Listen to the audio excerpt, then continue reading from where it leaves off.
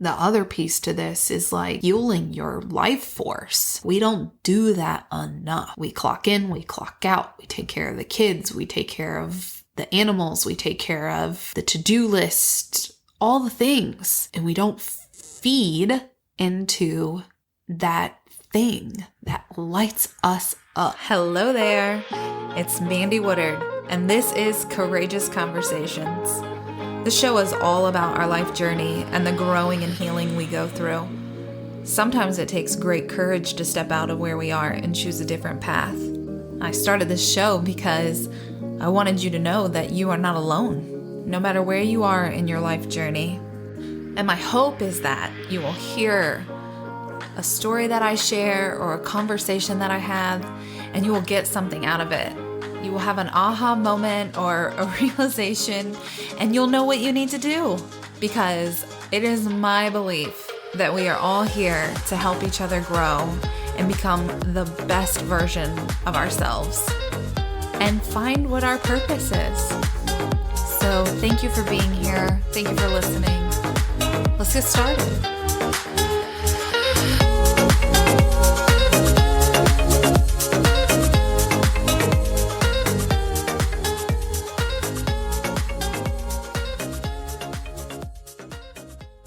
Hey, before I jump into this episode, I wanted to tell you I did get my October calendar planned. So if you are local to me, I want to share this opportunity with you. I'm going to be teaching Holy Fire Reiki Level 1, October 8th. And then I'm so excited. I'm going to do my first Reiki circle in months. I haven't been able to do these over the summer, but we are jumping back in. They have always been so popular. I have had a lot of messages asking when I'm going to start them back up again. I only have room for 8 people for that. So if you are interested, it's October 29th. It's a Sunday evening.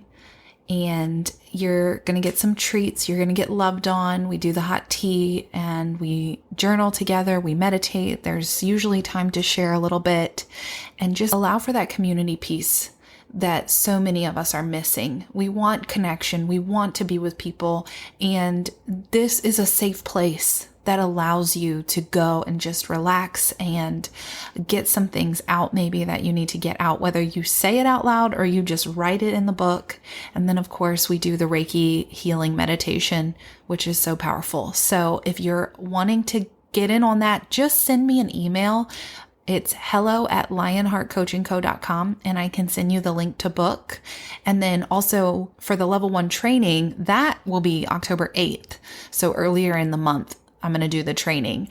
And so level 1 is to be able to do Reiki on yourself. And then level 2, I will be offering in November. That will allow you to give Reiki to others. And I have a lot of clients that I recommend this to because it's just to be able to have this as a self-care practice is huge. It's totally changed my life. I know those are big statements to make, but to then be able to give it to your kids.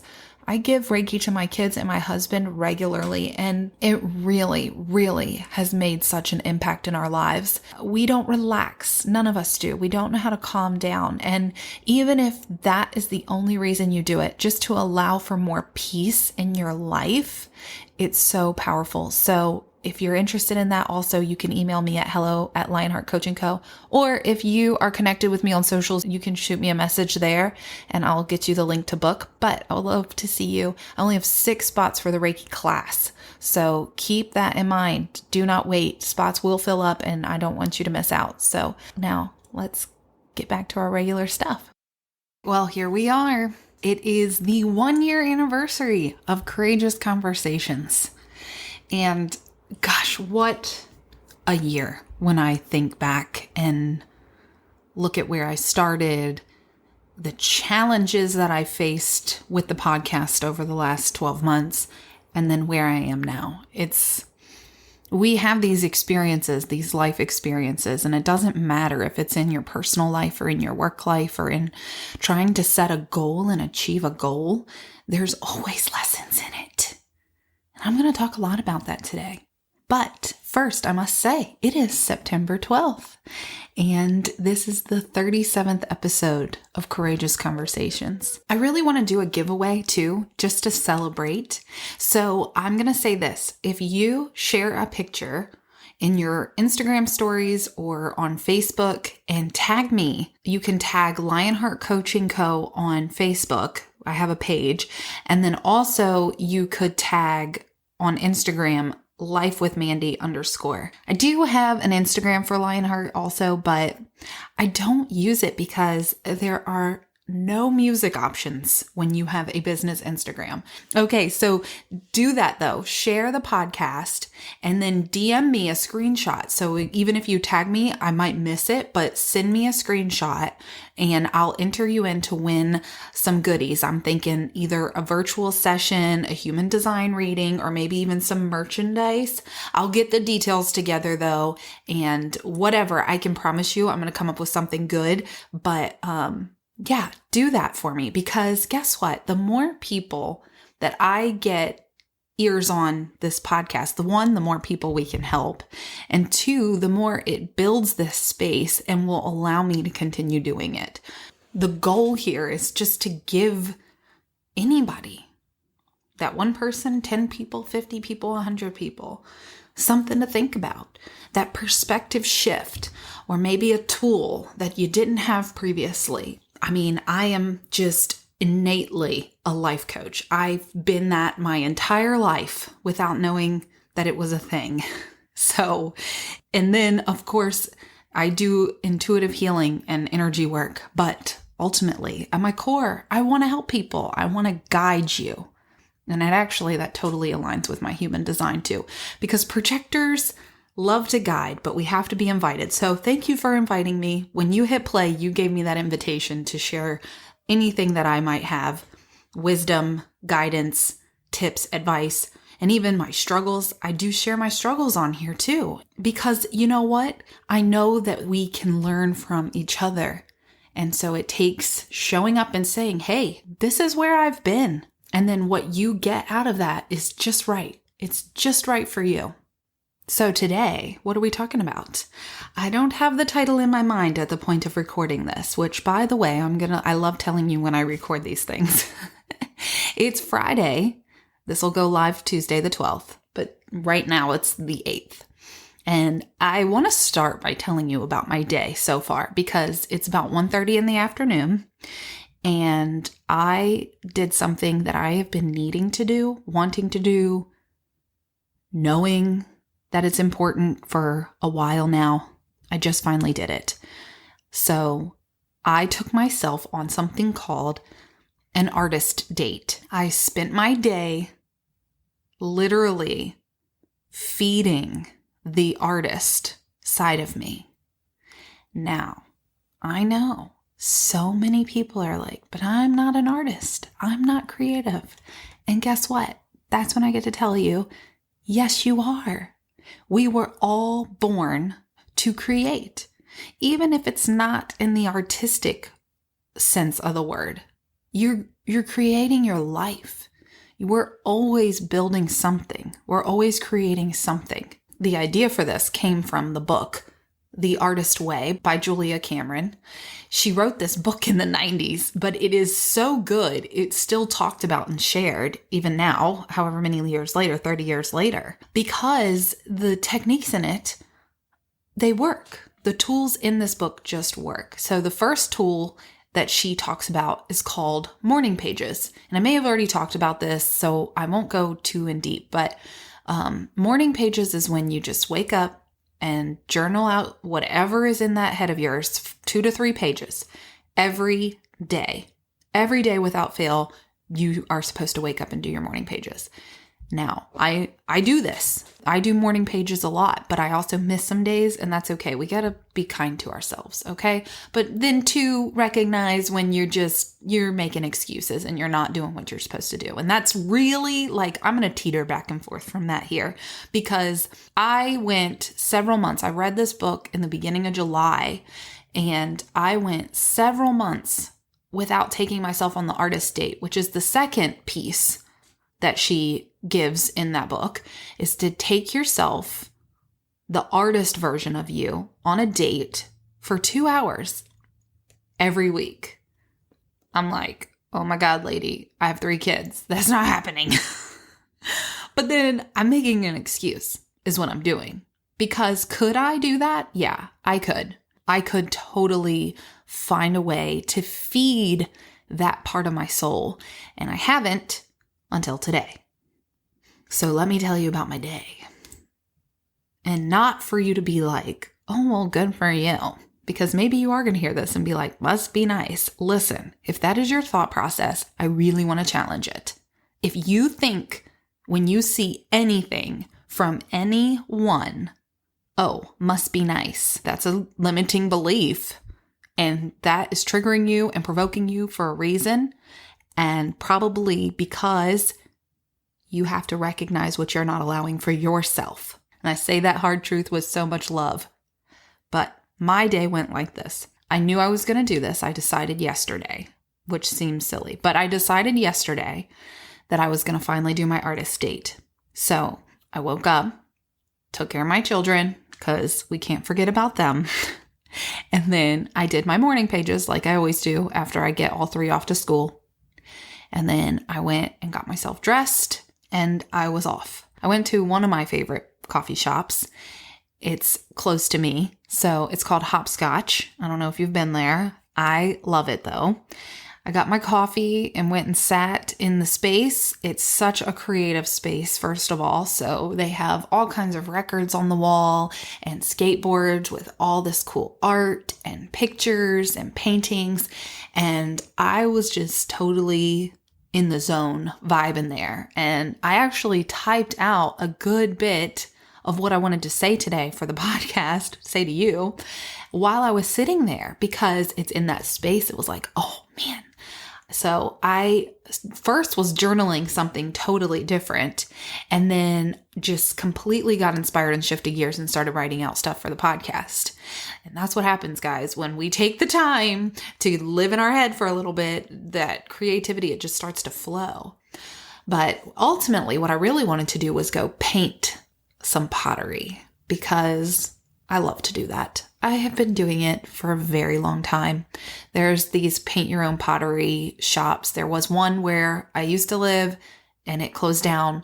I actually almost bought that one, funny enough, because I just love doing that so much. And I went through this process with the owner and the bank and it didn't work out. But I trust that it didn't work out because it wasn't supposed to. However, I'm just trying to express to you how much I love doing this.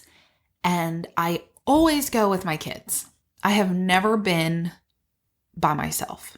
And I decided that that's what I was going to do for my artist date, was to go by myself. So all my kids are in school. I went and got my coffee, poured out some of my heart in my notes section on my laptop at the coffee shop, and then made my way to Old Town and went into the little pottery shop and picked a mug. I picked a coffee mug that I plan to use in my practice for my clients. I have exciting news there, by the way. I'm going to skip it though. I'm not going to say it yet. Hold on to that. But I need new mugs. So I was thinking, you know what? How cool would it be for me to paint the mugs that are going to be used by my clients when they come in, they have their hot tea during their sessions. It's like my way of kind of pouring a little more love into what I'm doing here. So I did that. I sat for a good hour and a half. I went way over what I intended to go. And I wasn't even doing anything complicated. Like I only painted the bottom half of the cup green. That's it. And the inside bottom green. But it's even just taking the time to paint those straight lines. It's such a practice of mindfulness. And you get this opportunity to just be in your head and also focus on what you're doing. So I did take my headphones with me and listen to music because music inspires me a lot. And between drying, because you got to let a layer dry before you can do your next coat, I would sit and journal out whatever was in my head. And a lot of it had to do with today's podcast, like things that I really wanted to say. And I purposely did not record this morning before I left because I knew that would happen. And do you see what I'm getting at here? It's when you get quiet, when you allow yourself to just be in your own head. And if you're a jokester, you're probably like, I ain't going in there. Like, we joke about it and say like, yeah, I don't want to spend any time in my head. Those thoughts are crazy. But bear with me here. It's crazy because you're not in there. You're not spending time with it. You're not spending time with what's floating around, and you're believing everything that comes through. Like, there are a lot of lies that your brain will tell you because it wants to protect you.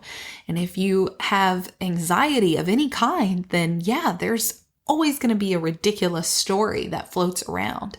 And it's up to you to weed through those and trash the trash and focus on the good. Pay attention to the good thoughts. This is something that's come up a lot lately. It's like we really focus on the bad. And even if you think back to childhood, I don't know about you, but a lot of times it's like the hard memories are the ones that will come up first. I have to work hard to get to like the good, happy ones. And I know a lot of other people have that same issue. So it's like, spend some time in that head of yours. You have to. Because that's when you're going to allow the thoughts to clear out and your intuition to turn on. The other piece to this is like fueling your life force. Like, we don't do that enough. We clock in, we clock out, we take care of the kids, we take care of the animals, we take care of the to-do list, all the things. And we don't feed into that thing that lights us up. I love to paint, but I did not take myself to the place for months after I said, I'm going to do that. And actually, I've been saying it even longer. Even longer. Why am I so ridiculous? Why do we do this to ourselves? It's like self-sabotaging. Because I knew once I got there and I started to feed that part of my soul, something beautiful was going to happen. It's like you transcend into this world, and it's like, it's your world. It's your inner world. And when you don't do that, you don't give yourself that opportunity, you don't get to tap into that. You don't get that good feeling that comes from it. And gosh, we really need to create more of that, more of those good feelings. And of course we can do that in meditation. Of course we can do that in other ways. I mean, even sometimes just preparing a meal for my family and listening to music, like that's a creative process for me. Chopping potatoes, that mindfulness practice, it does allow me to have that same thing. But, you know, I think back to when I was a kid, and I always would lock the door, blare the music, dance, try on my outfits 1,500 different ways. I made these cardboard, I don't even know what they are. Like, I would take like old shoe boxes and stuff and just glue all kinds of pictures from magazines, and take my nail polish and pour my nail polish on it and just make such a mess. But it was such a creation. I've got to go dig those up and find them. But I would just stay in that zone of creating for hours. I did that all the time growing up. But I don't do that now as an adult. I'm doing myself a huge disservice in that. You are doing yourself a huge disservice when you don't feed that creative spirit that you have. Maybe it's woodworking, maybe it's drawing, maybe it's painting, maybe it's rearranging furniture. Why do you think you love shopping so much? It gives you the ability to have these new ideas and to put things together. Like, it's exciting to be able to create something. And the biggest thing with this is like, we're abandoning ourselves. Stop abandoning yourself. Stop putting yourself last on the list. Embrace the season you're in, because I don't know what your day-to-day looks like. And I would not want to be, what's the word? inconsiderate or lack compassion around it, because I know there are times where, yeah, the other things, they take over. They really do. And sometimes our kids need way more of us than we have to give. And then there's nothing left for ourselves. But find a way.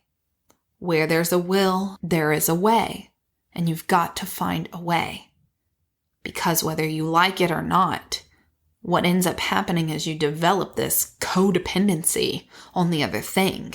Whether it be your kid or your spouse or whatever, it's like, oh no, I have to do this over here. And then when that thing doesn't need you anymore, you're left feeling empty.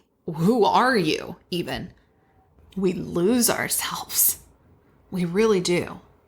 We lose ourselves in our jobs and in our kids and in our families. If you're a caretaker for somebody, you might lose yourself in that.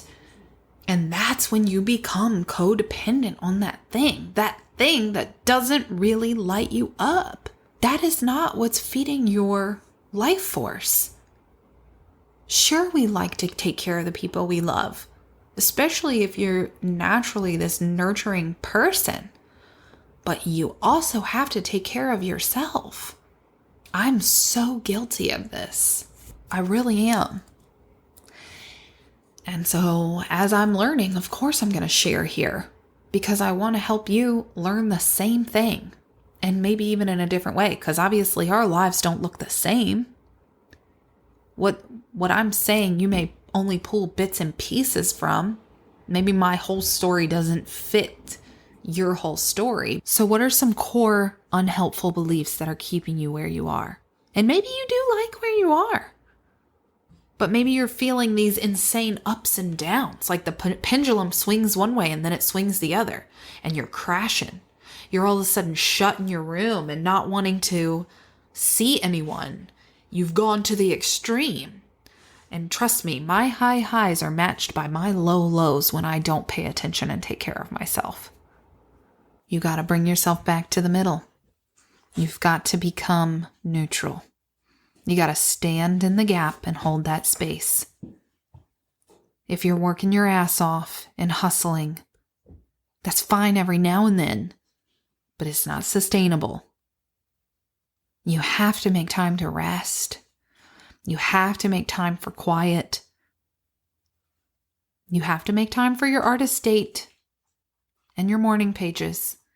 I just think this is something that everybody should be doing because this is what's going to allow you to create a life that you love. And it's going to allow you to have peace within and calm.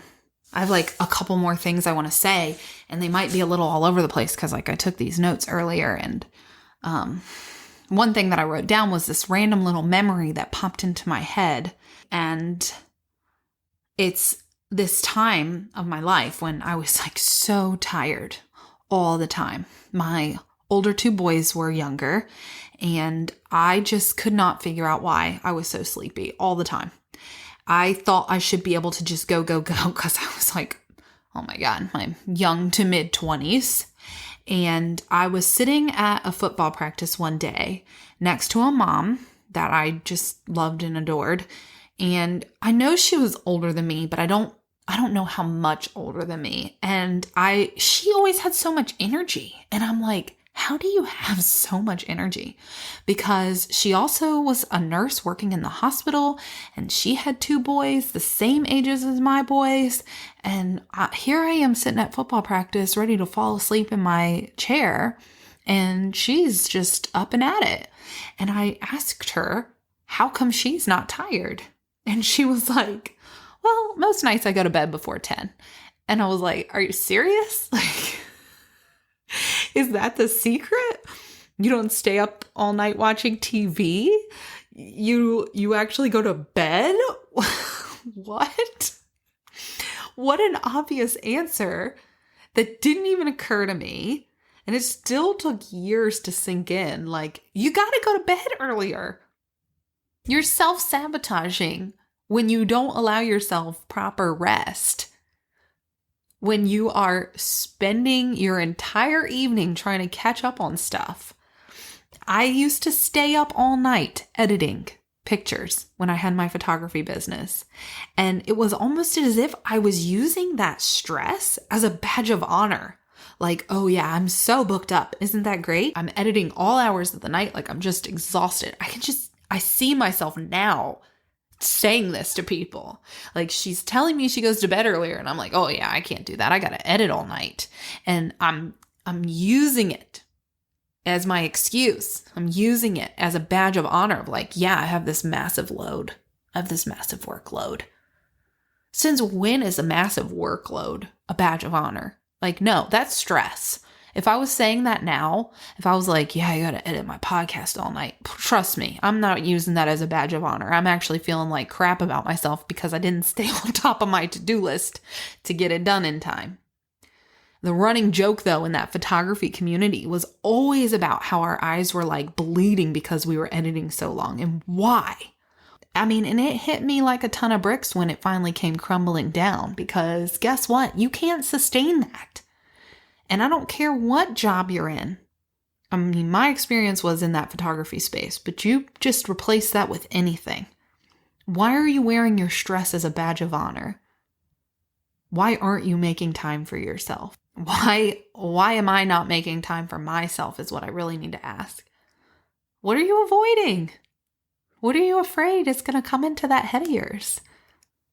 Well, because guess what? You better believe some hard stuff came through to me when I was sitting there in that coffee shop. That's what I was journaling first.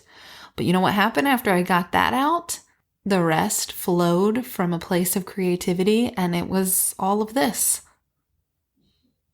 All of this. You have to get that crap out so you can get to the beauty.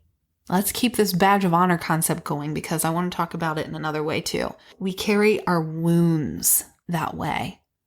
We carry our wounds and we use them as currency, whether you realize it or not.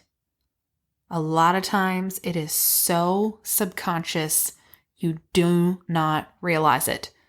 And you use it to get sympathy from someone or get attention. And, oh, I'm so sorry that happened to you. And that feels validating. It feels good. So we continue to take that into new conversations with other people. And we use it. And listen, me too. I've done this too. I have a particular wound that I have carried for decades. It's called woundology. It's a whole thing. Caroline Myss coined that phrase, woundology, and it keeps us stuck. It keeps us trapped in a victim mindset, which then keeps the limiting beliefs and unhelpful beliefs within us, and they become valid. It's like, yeah, that's valid when you put it like that, but you got to zoom out. You got to get that bird's eye view. I loved talking about the difference between the human story versus the soul story in last week's episode with Suzanne. If you missed it, please go listen. It's just so good. When we get caught up in that human story, and all this can fall under that category, like using the stress, using our wounds, all of that. That's a human story. And you got to zoom out and see what the soul story is. But we use these things and they keep us stuck. They keep us stuck between the steps. You got to take that next step, but you're not. And you might not even realize why. But I can guarantee it's because deep down, there is this belief, this thing that you're just carrying, and it's got its hold on you. And it's like weights around your ankles. Maybe even all the way up, like your whole body just feels like weight. This is where that energetic release can be so powerful. And then you get up and you just feel so much lighter. This is why I like using Reiki in my practice, by the way, because that's what happens, man. When you can lay and allow for all of that crap to just be cleared out, then you get up and you just feel lighter. And there's so many ways to release things. Like talk therapy is the thing that always was used, but there are more ways than that. There are even more ways than that. And anyway, I'm like sidestepping here. But the point is, what do I always talk about? I always talk about healing and the importance of it. And all this is like this web of things. Like if I were to really sit here and mind map everything that I'm talking about, it's like the artist date, the morning pages, the time for yourself, the codependency on other people, the pendulum swinging from one side to the other, like your high highs matching your low lows. Like it all comes back to what? It all comes back to healing. It all comes back to allowing yourself to be in a space where your mind can just settle and then wander into these spaces where all of a sudden things are coming up for you that you have been holding on to for years. And then you clear that out and creativity pours in. Do you see what I'm getting at here? So I want to say this too, because I think it's really important. I want you to know this. You're not doing anything wrong. You're not doing life wrong. There is no wrong paths. We stay stuck between these steps because we think we're going to make a wrong move. Or maybe we don't recognize that we're stuck at all. But in order to believe that you're doing things wrong would mean that that exists. And I don't believe in that. I don't believe that we can make a wrong move. We make mistakes. We make choices that might impact us in a way that doesn't feel so good. But everything is a lesson. Everything is something that needs to be, there's something that needs to be learned. And you get this opportunity to say, oh, I tried that and this is what happened.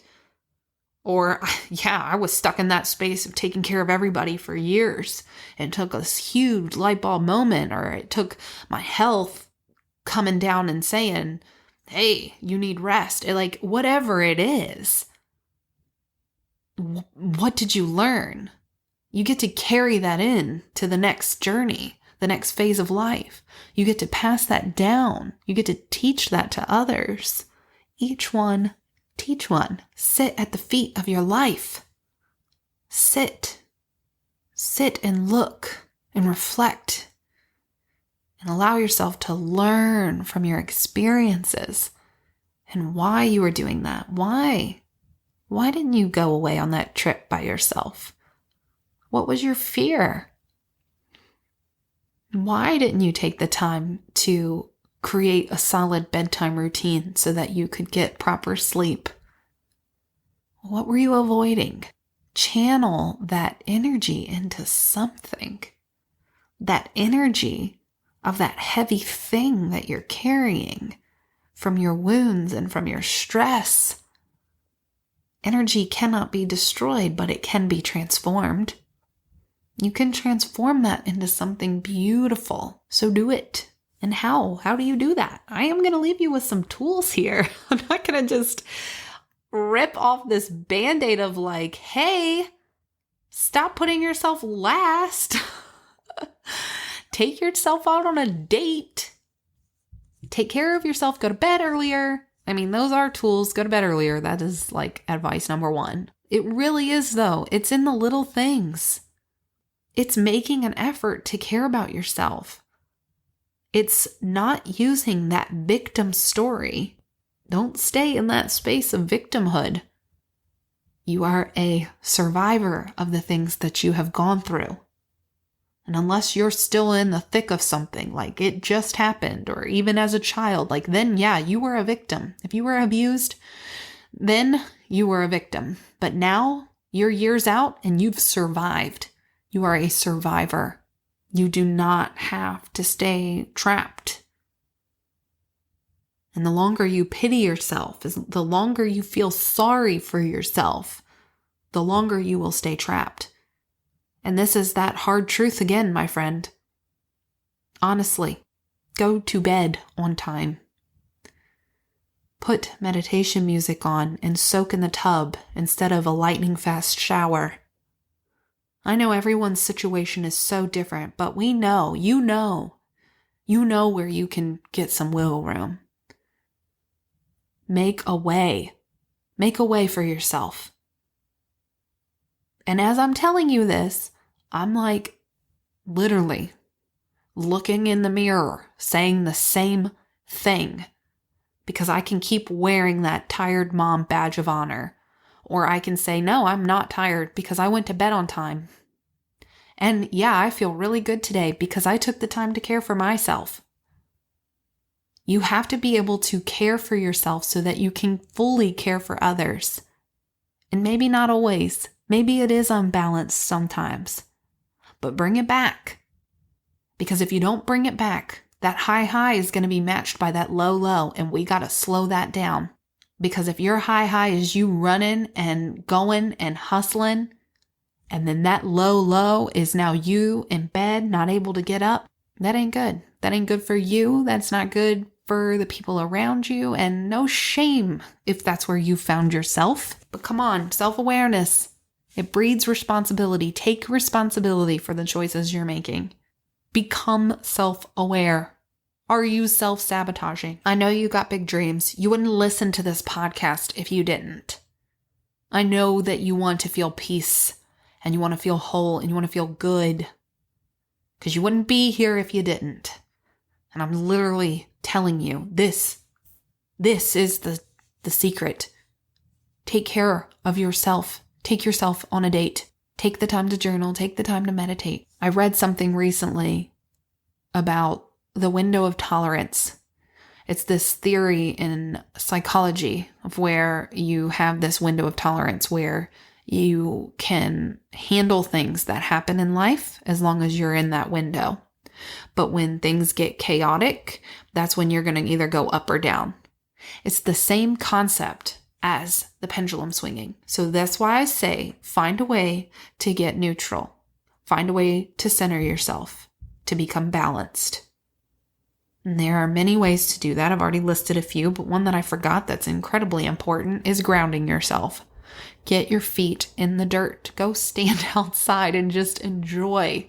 Even if it's hot out, man. I went and sat on the couch out on my back porch last week when it was like 100 freaking degrees here. And I only was there for about 5 minutes, but I was like, I got to get that sun shining on me. I got to get my feet in the dirt. We have to take the time to do these things. Like we must take the time to do these things. Because it's what's going to keep you in that window of tolerance. It's what's going to keep you balanced. Because when you don't, when that arrow comes flying at you, it's going to knock you off that chair. It's going to knock you down. But when you create space to care for yourself and to do all the things that I've already listed, you put this bubble around yourself. And then when that arrow comes flying at you, it's absorbed. And instead of reacting, you're responding.